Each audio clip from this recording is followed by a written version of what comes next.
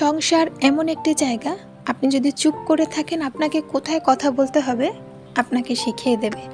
আবার আপনি যদি খুব বেশি কথা বলেন বুঝে না বুঝে প্রতিটা বিষয়, তাহলে কোথায় আপনাকে থামতে হবে তাও কিন্তু আপনাকে শিখিয়ে দেবে। শুধু কি তাই, আজও সমাজে সন্তান যদি ভালো হয় তাহলে বাবার মতন হয়েছে, আর যদি তার খারাপ কোনো সাইড থাকে তাহলে কিন্তু মায়ের মতন হয়েছে, অথবা মা মানুষ করতে পারেনি।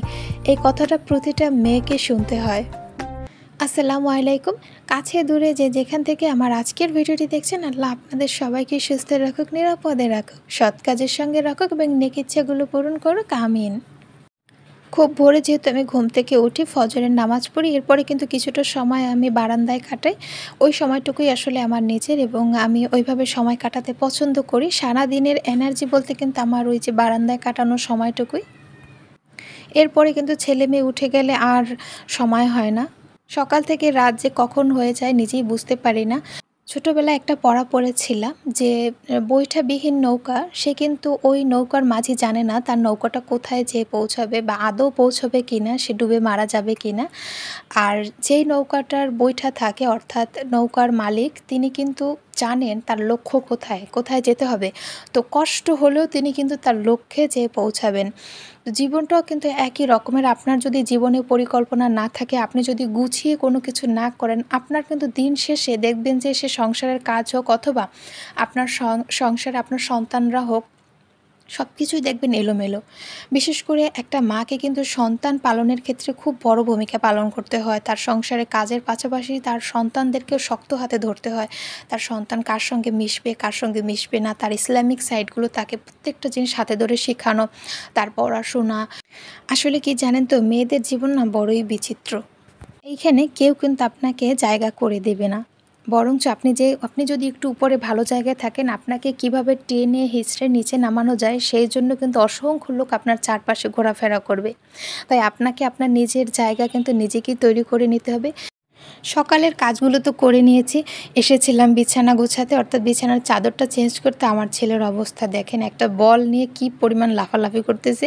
এবং এটা কিন্তু সবথেকে বেশি করে কখন জানেন, যখন দেখে আমি একটা নতুন বিছানার কোনো চাদর দিয়েছি, এরকম লাফালাফি করে। তো কিছুটা গুছিয়ে বাকিটা ওর উপরে ছেড়ে দেয়, কারণ আমি জানি ব্যর্থ চেষ্টা করে কোনো লাভ নেই।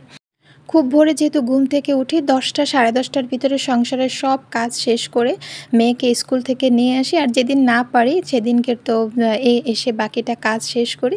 এরপরে কিন্তু দুপুরে গোসল করে নিয়েছি আমি, মেয়েও গোসল করে নিয়েছে। 1টা থেকে 1:30টার মধ্যে আমরা গোসলের কাজটা শেষ করি, কারণ 2টার ভিতরে ওদেরকে, 2 ভাই বোনকে একসঙ্গে আমি খাইয়ে দিই, খাইয়ে ওদেরকে ঘুম পড়িয়ে দেই।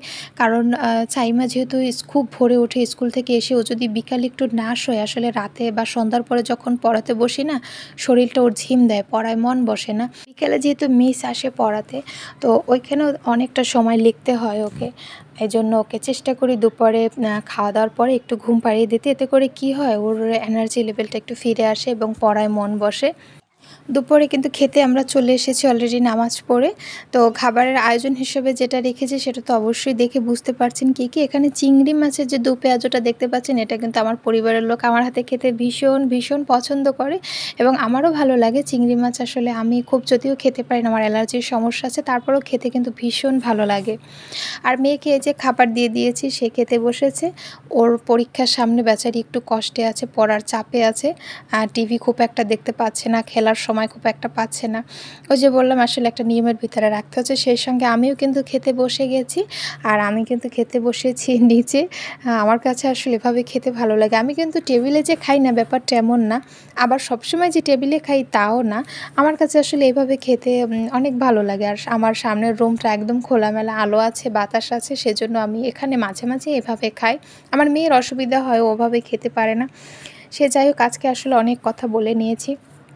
ভিডিওর শেষে আমি একটা কথাই বলতে চাই, এক একজনের সংসারের সিস্টেম এক এক রকমের, কাজ এক এক রকমের, তার অভিজ্ঞতা এক এক রকমের। সেইখান থেকে যদি আমার ভুল হয়ে থাকে অবশ্যই আমাকে ক্ষমা করে দেবেন।